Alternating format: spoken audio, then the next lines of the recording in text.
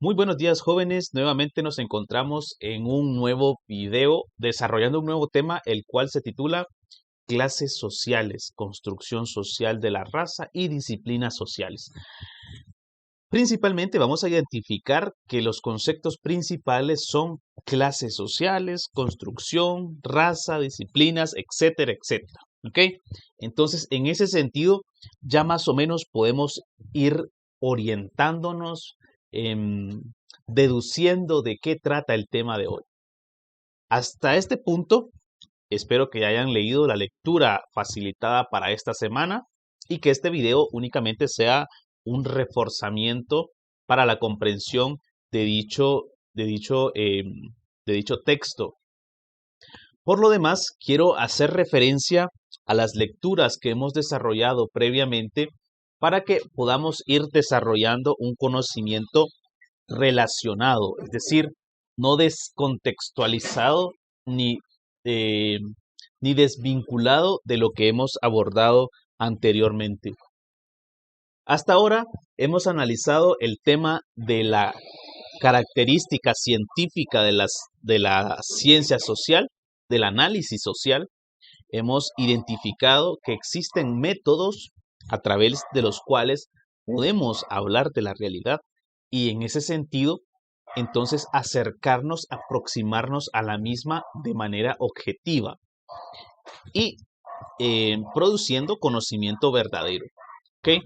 Entonces, también hemos hablado, por ejemplo, de ese sistema político, esa organización económica de la cual también podemos hacer un método de análisis, pero que principalmente funge como una forma de organizar a la sociedad.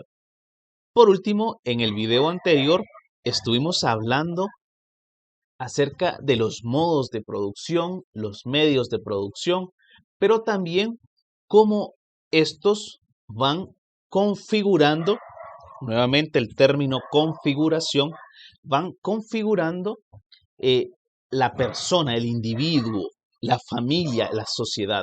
Y por ende, esta configuración parte de ese aprendizaje cultural, pasa a la personalidad, al sexo, al género y por último a la estratificación social, que es cuando le hablaba entonces de esas clases sociales.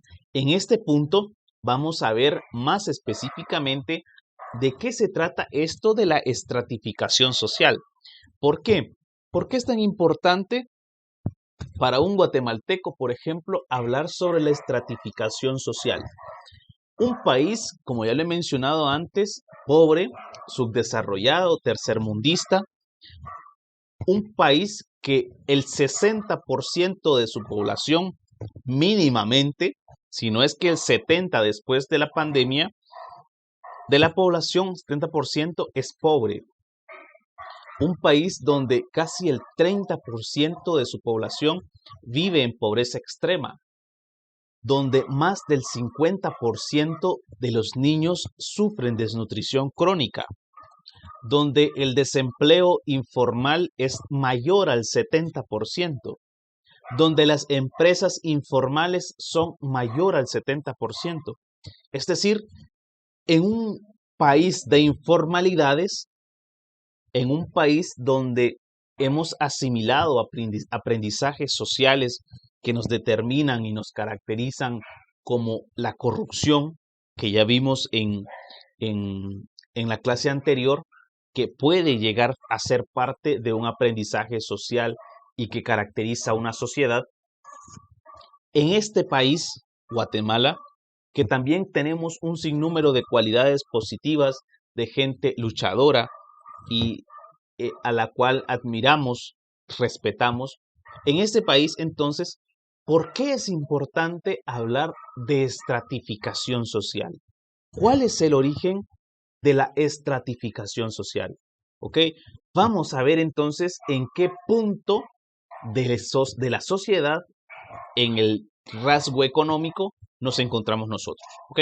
Y cómo también esto es un sistema que nosotros nos encontramos reproduciendo. ¿Ok? Entonces, vamos a interiorizarnos en este tema. Para iniciar, solamente quiero presentarles esta imagen, la imagen de un ADN humano. ¿Okay? Esto quiero que lo tomen como referencia, ya que nos va a servir al final de la explicación de este video. Muy bien, las clases sociales. Nuevamente se nos menciona al filósofo, economista, teórico Carlos Marx, que antes nos propuso en su teoría de su obra El Capital los modos de producción y los medios de producción. ¿Okay? Entonces, este filósofo alemán estableció que el factor que determina la clase social de un individuo es la propiedad de los medios de producción, es decir, ser propietario de una empresa, de una herramienta o instrumento de trabajo y un bien o servicio. Entonces, vamos a partir por esa premisa. ¿Quiénes forman la clase social económicamente fuerte en Guatemala? Pues como lo dice este filósofo, los empresarios. ¿Quiénes son los empresarios en Guatemala? Un pequeño grupo, ¿sí? Un pequeño grupo. Obviamente no estamos hablando de los empresarios grandes, no estamos hablando del que vende agua purificada en nuestra colonia, ni el de la tiendita, no, estamos hablando de las grandes empresas, ¿ok? Como Cervecería Centroamericana, la Coca-Cola, Campero y todas estas grandes empresas. Entonces, el que es dueño de una empresa, de una herramienta o un instrumento de trabajo, entonces es el que tiene también la capacidad de estar mejor posicionado en una clase social o entre las clases sociales. Pero es también el que va a establecer, oigan bien, es el que va a establecer ese sistema de distribución social en el país. ¿Ok? Vamos a ir introduciéndonos en el tema de a poco. Él estableció un modelo compuesto por dos partes: los que son propietarios de los medios de producción, la burguesía, y los que venden su fuerza de trabajo, el proletariado. Es decir, por una parte están los empresarios y por otra parte está toda la clase trabajadora.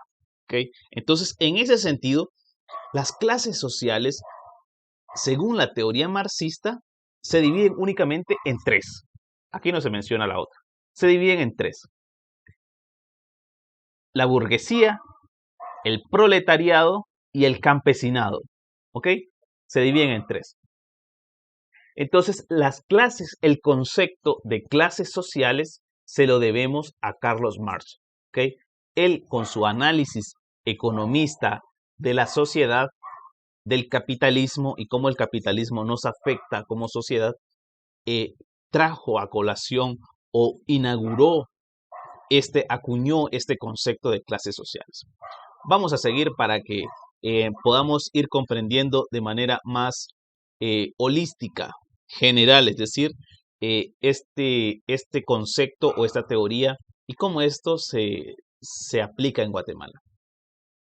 Luego se nos presenta el concepto de castas, ¿ok?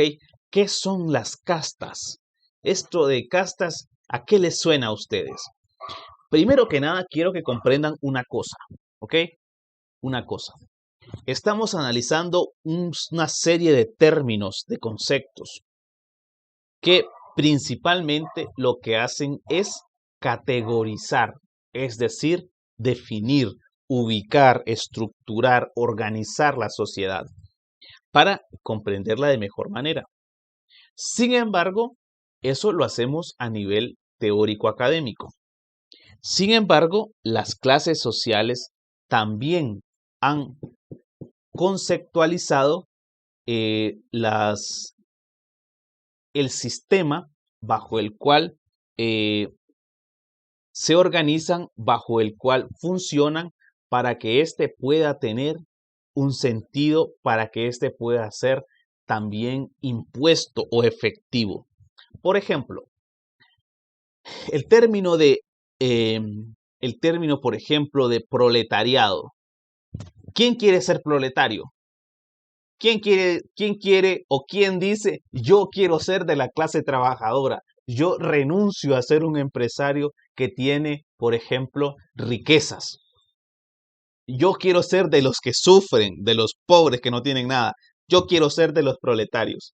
¿Quién dice que quiere ser de los proletarios? O yo quiero ser campesino, vivir pobre y produciendo mi alimento dignamente de la tierra. Yo no quiero ir a trabajar a ninguna empresa porque no quiero que me exploten, ni mucho menos. ¿Quién dice eso? No lo dice nadie, ¿ok? Pero para que usted asimile esa realidad que le han impuesto, esa condición social que se ha construido, para que usted la asimile, se generan conceptos, ¿ok? Entonces existen, o en un momento de la sociedad, cuando el modo de producción era feudal, surgieron las castas, incluso desde antes, desde el modo de producción esclavista, surgieron las castas. Y estas castas fueron evolucionando de tal modo que con el paso del tiempo se fueron convirtiendo en familias. Y estas familias eran cerradas o son todavía cerradas. Y su capital económico gira únicamente en torno a ellos. Si te casas con alguien que sea de una familia de bien, dicen, ¿no? Que tenga plata, es decir, porque nuestra plata no se puede ir con alguien, un pobre, por ejemplo. Nada que ver. Entonces, si eres hombre, te casas con una mujer de una familia de plata, de un apellido de renombre, y si eres mujer, te casas con un hombre que sea de una buena familia o de una familia de plata. Entonces, las castas son básicamente familias, son apellidos, pero son una forma de organización social. ¿Ok? Tú no decides, yo quiero ser una casta, por ejemplo, o de hoy en adelante mi familia es la casta de los Rodríguez. No, no es así, ¿ok? Esto es una herencia, tú naces dentro de ella, no es una cuestión que tú decides, ¿sí? Entonces, las castas se rigen por leyes de la desigualdad supuestamente invariables que es determinada por el nacimiento, el ordenamiento gradual de la existencia de la desigualdad de oficios y la prohibición determinante del matrimonio. Como les decía, la casta va a estar principalmente configurada a partir de la desigualdad que genera porque está justificando un medio o una forma de organización social, pero que se consolida a través del matrimonio. Entonces, nadie decide ser de qué casta, no, te naces o eres o no eres. Entonces, las leyes son características del sistema de castas. Es que establece la desigualdad heredada por principio orientador de las relaciones sociales. Es decir, muchas de nuestras leyes están o han sido creadas para justificar a quienes tienen plata. Les voy a poner un ejemplo. En Guatemala, ¿quiénes son los que más impuestos pagan? Los que más impuestos pagan son los pobres, no son los ricos, ¿sí? Entonces, a eso se le conoce como sistema tributario regresivo, ¿sí? Son los pobres, los trabajadores, los que más impuestos pagan. Las grandes empresas, las grandes familias, los ricos, son los que menos impuestos pagan. Entonces, ¿quién creó una ley así? ¿Quién dijo de esa forma no me conviene? Quiero que reformen eso. ¿Quién lo dijo? ¿Quién dijo esta ley no me favorece? Los pobres.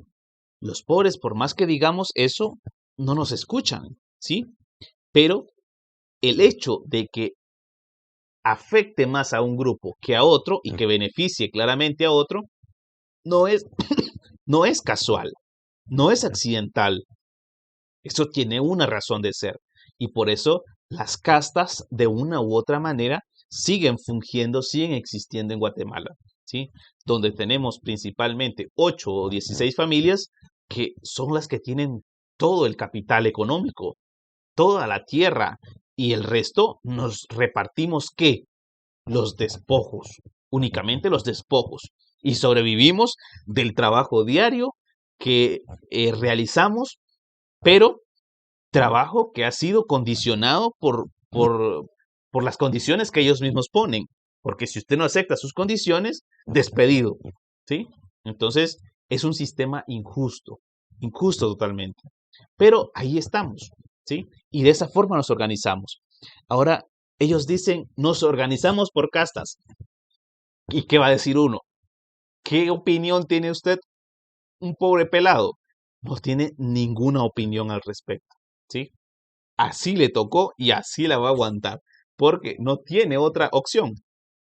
Entonces, en ese sentido, vamos a llegar entonces a la construcción social de la raza. ¿Ok? Un periodo histórico, por ejemplo, vamos a ubicarnos en Guatemala. Desde 1524, con el proceso de colonización, perdón, de conquista y luego de colonización, se fue asimilando el concepto de las razas, de las castas, ¿sí? Y con razas se determinaba a un determinado grupo social que compartía las mismas características. Por ejemplo, hay muchas personas que en Guatemala se creen ladinos, ¿sí? Otros se consideran indígenas. Entonces, esas eran dos razas. Y los mestizos, ¿qué eran entonces? Una combinación de ambos. Los criollos, no, los criollos eran otra cosa. Eran hijos de españoles nacidos en América. Entonces, esos eran de la misma raza de los españoles. Entonces, em, los criollos, aunque nacieron en Guatemala, aunque son guatemaltecos, no se consideran guatemaltecos, ni tienen las características del guatemalteco común, chaparrito, morenito y todo mal hecho, ¿sí? Son altos, blancos, nariz respingada, puntuda y de plata, ¿sí? Entonces, como puede ver, hay dos grupos sociales muy diferentes en el país, muy diferentes. Y en ese sentido, entonces, el sistema o quienes controlan el sistema lo fueron justificando con la construcción de la raza. Entonces, ese término raza llegó a calar tanto en las sociedades, y no solo de Guatemala, sino de otros países, que la sociedad entonces se organizó así, se organizó por razas, ¿sí? Y entonces, incluso hasta prohibiciones se dieron en algún momento de que un español, por ejemplo, no se podía casar con una indígena en Guatemala o en Centroamérica. No se podían casar, estaba prohibido. ¿Sí? Entonces, en ese sentido, y bajo ese concepto, la asimilación de ese concepto de las prácticas y de las leyes que justificaban ese concepto, fue que se fue dando un comportamiento entre los guatemaltecos que aún hoy conocemos, identificamos y se da muy fuerte, que es entonces el racismo. El racismo no es más que la asimilación del concepto raza, es decir, lo agregamos a nuestra configuración y actuamos de esa manera.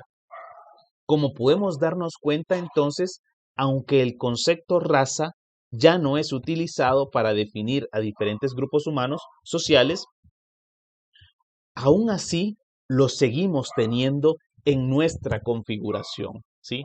Entonces, el racismo es eh, uno de los principales conceptos a cambiar, a transformar, porque no favorece, ni describe, ni respeta los derechos de las personas.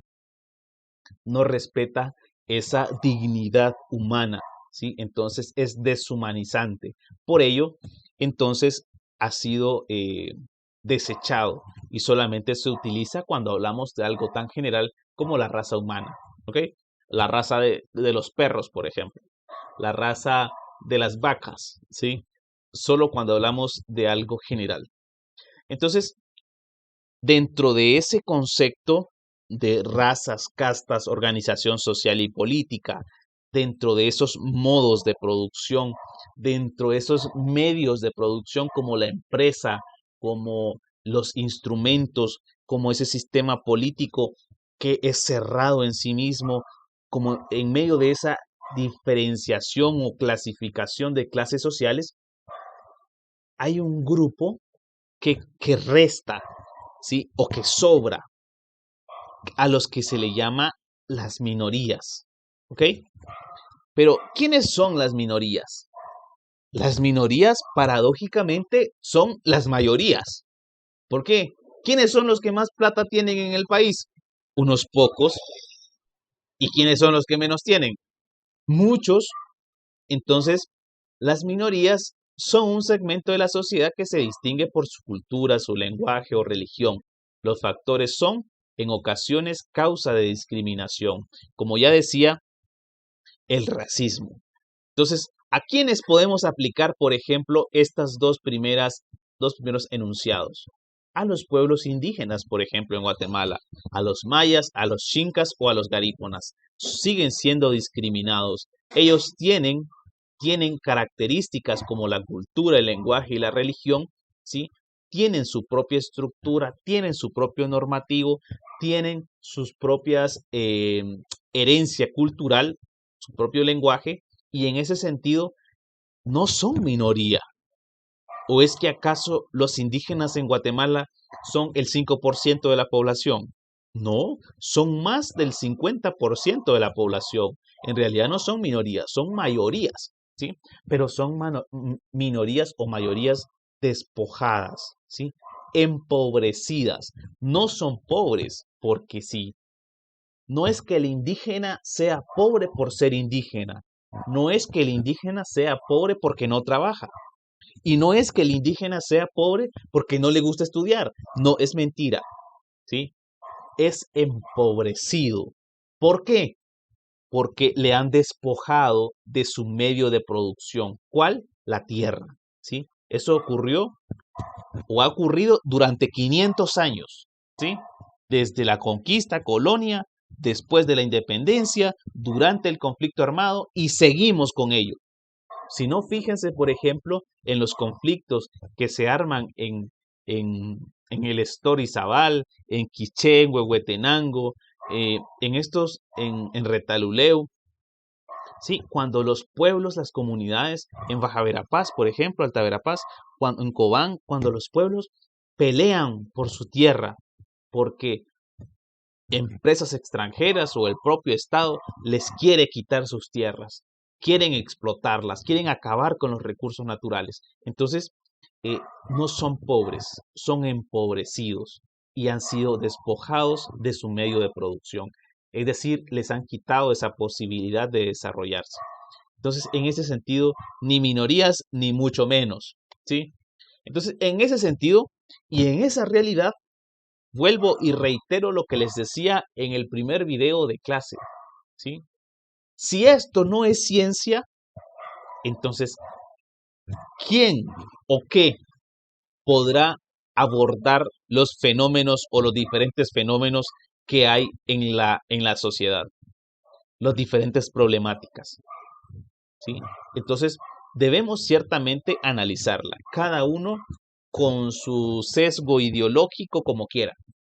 Pero también estamos obligados a hacer conocimiento científico de la realidad, o al menos a exponer nuestra opinión fundamentando nuestro criterio, etc. Pero debemos comprender y conocer lo que sucede a nuestro alrededor, ¿sí? Entonces, por ello, la ciencia social se propone, a partir de diferentes disciplinas, como ya lo había dicho antes, un abordaje holístico. ¿Qué significa holístico? Unido, ¿sí? Unificado, eso significa holístico.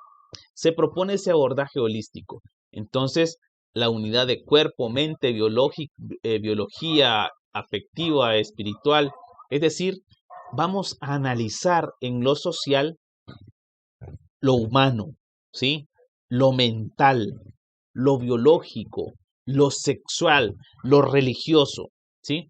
Y con ello vamos a comprender entonces por qué Guatemala está como está. Como ven, son temas muy interesantes los cuales se nos están planteando. Son temas que nos van a ayudar a comprender de mejor manera por qué nuestro país tiene las características que tiene. Ahora, ¿Cuál es el objetivo de todo esto? Que usted como estudiante entonces, una vez que ya bajo la luz del conocimiento puede comprender la realidad, proponga, participe, se organice y no sea un indiferente más en esta sociedad. ¿Ok? Entonces, como pueden ver, nuevamente les presento la imagen que les dije al inicio, la imagen del ADN. ¿Sí? ¿Por qué? Porque todos somos seres humanos. Todos compartimos la misma raíz, la misma estructura, la de un ADN. ¿Sí? Entonces, por ende, no hay razas. La inexistencia de las razas humanas queda justificada cuando descubrimos que el ADN es el mismo en todos. ¿Sí? Entonces, en ese sentido, jóvenes, quiero invitarlos principalmente a que conozcan un poco más o se interesen por conocer un poco más el tema del racismo, de la estructuración de castas, de razas, de la discriminación, de los medios de producción, de los cuales los pueblos indígenas mayormente empobrecidos en Guatemala se ven desposeídos eh, de manera sistemática, ¿sí?